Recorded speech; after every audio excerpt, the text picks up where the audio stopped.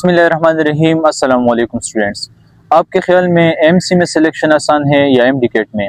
मैंने दोनों टेस्ट 2 बार अटेम्प्ट किए हैं और मेरा ये एक्सपीरियंस है कि एमसी में सिलेक्शन और एमसी का टेस्ट एमडीकेट के कंपैरिजन में बहुत आसान है। अब जहाँ तक मेरे एक्सपीरियंस है, एमसी टेस्ट पास करने के लिए आपको 2 चीज़ों की ज़रूरत है।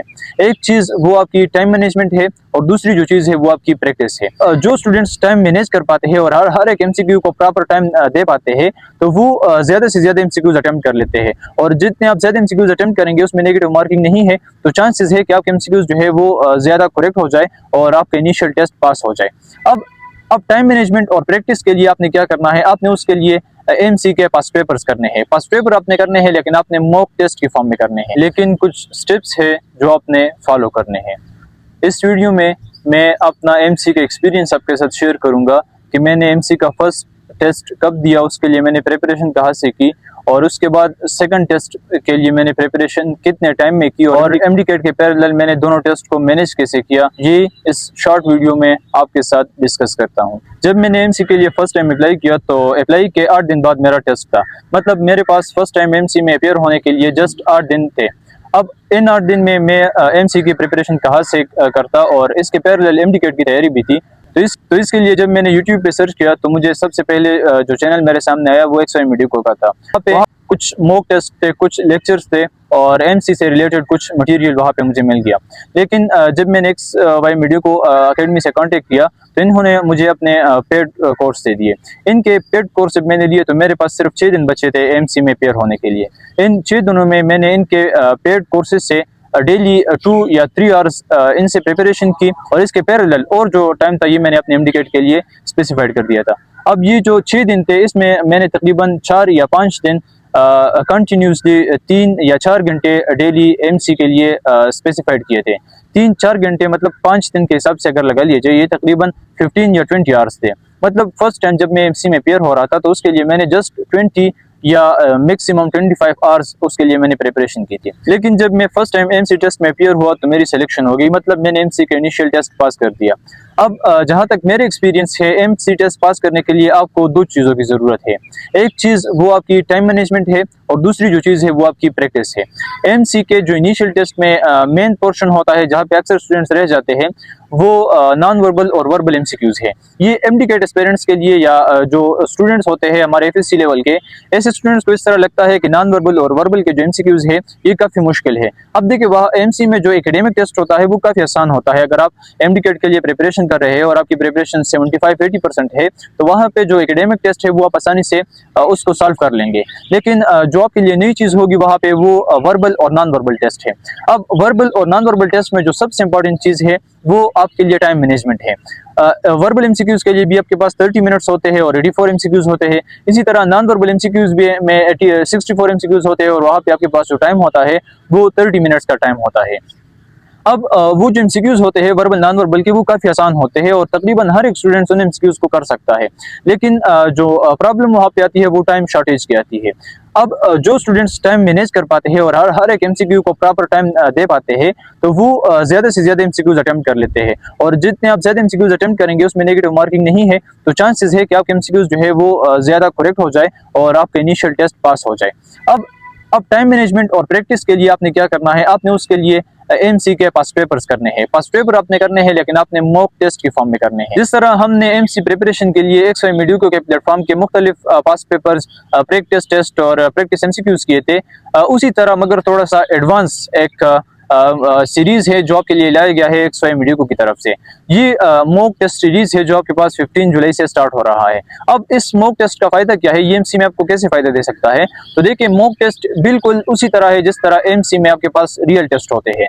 जब आप मॉक टेस्ट में अपियर होंगे और फिर उसके बाद आप रियल एमसी टेस्ट में अपियर होंगे तो आपको बिल्कुल भी डिफरेंट फील नहीं होगा, बल्कि आपको इस तरह लगेगा कि ये आपका एक मॉक टेस्ट है। और दूसरी बात ये है कि एमसी में जो ज़्यादातर एमसीक्यूज है तकरीबन 85 to 90% जो MCQs होते हैं वो बिल्कुल आपके पास प्रीवियस ईयर के पास पेपर से रिपीट होते हैं।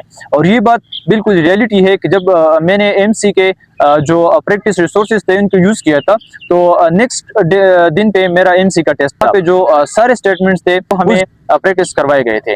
अब इनका क्या फ़ायदा हुआ, देखिए अगर वहाँ पे वो स्टेटमेंट चेंज कर दे तो उस MCQ को भी आप इजीली सॉल्व कर लेंगे, लेकिन वहाँ पे आपसे टाइम ज़्यादा ले लेगा। जब हम टेस्ट से वापस हुए तो हमने अपना एक्सपीरियंस इस तरह शेयर किया कि सर आपने जो हमें MCQs प्रैक्टिस करवाए थे एग्जैक्ट वही स्टेटमेंट और वही वैल्यूज वहाँ पे आई हुई थी। तो देखिए अब अगर आप इस तरह MCQs प्रैक्टिस करेंगे कि वही वैल्यू और वही स्टेटमेंट वहाँ पे रिपीट हो, तो इससे आपका जो टाइम है वो कंजर्व रहेगा। कम टाइम में आप ज़्यादा से ज़्यादा MCQs अटेम्प्ट कर लेंगे और आपके सिलेक्शन के चांसेस ज़्यादा हो जाएंगे। अब अगर आप प्रैक्टिस नहीं करते, आप अगर मॉक टेस्ट है वो अटेम्प्ट नहीं करते, तो वहाँ पे जाके ये MCQs आप भी कर लेंगे, लेकिन टाइम आपसे ज़्यादा लेंगे। एक वैल्यू अगर आपने एक दफ़ा सॉल्व की हो तो मुझे नहीं लगता कि 2-3 दिन बाद अगर उसका रियल टेस्ट हो तो वो वैल्यू आप सॉल्व नहीं कर पाएंगे। तो इसलिए आपके पास गोल्डन अपॉर्चुनिटी ये है कि आप ज़्यादा से ज़्यादा मॉक टेस्ट और ज़्यादा से ज़्यादा पास्ट पेपर्स के MCQs करें। मॉक टेस्ट है, इसकी डिटेल्स मैं आपके साथ शेयर करता हूँ। इसमें टोटल आपके पास 9 मॉक टेस्ट है। साथ अगर आप 9 मॉक टेस्ट अटेम्प्ट करेंगे तो इंशाल्लाह जो रियल MC का टेस्ट होगा उसमें इससे 80 to 85% MCQs जो है उसके रिपीट होने के चांसेस है, क्योंकि MC में जहाँ तक ये इन दोनों टेस्टों में मैंने एक्सपीरियंस किया है ज़्यादातर MCQs रिपीट होते हैं और इवन वैल्यूज भी MCQs की वही रहती है, स्टेटमेंट भी वही रहता है MCQs का। तो अगर आपके सामने इस तरह MCQs आते हैं कि जो पहले आपने अटेम्प्ट किए हो और दोबारा आपके सामने अपीयर हो रहे हो, तो इससे आपका टाइम काफ़ी कंजर्व। और ये बात आपने जहन में रखनी है कि सिलेक्शन उन स्टूडेंट्स की होगी जिन्होंने वहाँ पे टाइम को कंजर्व किया है। मॉक टेस्ट का एक और फायदा ये भी है कि यहाँ पे आपके पास टाइमर लगे होते हैं। जिस तरह हर एक पोर्शन के लिए स्पेसिफाइड टाइम है आपके रियल MC टेस्ट में, इसी तरह यहाँ पे जो ये टेस्ट है ये भी उसी सेम पैटर्न पे है। वर्बल के लिए अपना अलग से 30 मिनट्स का टाइम है, इसी तरह नॉन वर्बल का अपना स्पेसिफिक टाइम है, और इसी तरह जो एकेडमिक टेस्ट है उसके लिए भी स्पेसिफाइड टाइम है। तो टाइम वाइज जब आप MCQs की प्रैक्टिस करेंगे, टाइम को पैरेलल लेके जब आप MCQs की प्रैक्टिस करेंगे, तो वहाँ पे फिर आपके पास टाइम शॉर्टेज नहीं आएगा और आप टाइमली अपना जो टेस्ट है वो कंप्लीट कर लेंगे। अब MC का जो एकेडमिक टेस्ट है तो उसके बारे में ज़्यादा आपने सोचना नहीं है, ज़्यादा आपने टेंशन नहीं लेनी। अगर आप MDCAT के एस्पिरेंट हैं, MDCAT के लिए तैयारी कर रहे हैं और पैरेलल में NUMS के लिए तैयारी कर रहे हैं, तो जो एकेडमिक टेस्ट होता है वो मोस्टली आपके इन्हीं कंसेप्ट्स में से आता है। वहाँ पे इंग्लिश का थोड़ा सा जो पोर्शन होता है वो डिफिकल्ट होता है, तो इंग्लिश के वोकेबलरी और ग्रामर पोर्शन पे आपने थोड़ा सा फोकस रखना है।